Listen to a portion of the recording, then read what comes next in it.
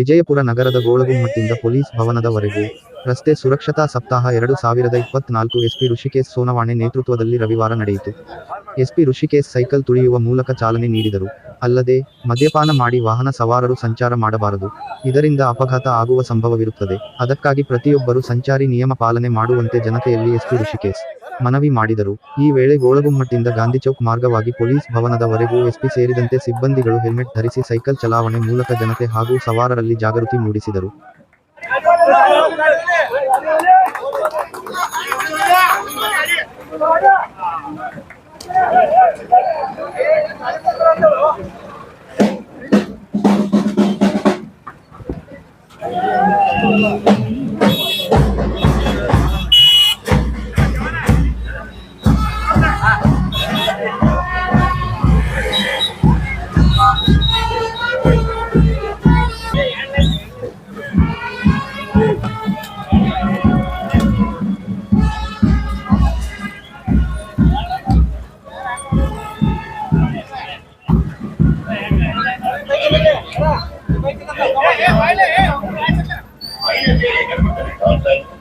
Helmet ಹಾಕೋಬೇಕು ಅಂತ rules ಮಾಡಿರೋದು ನಿಮ್ ಹೇರ್ ಸ್ಟೈಲ್ ಹಾಳಾಗತ್ತಂತಲ್ಲ, ನಿಮ್ ಹೇರ್ ಬೀಳದೆ ಇರ್ಲಿ ಅಂತ.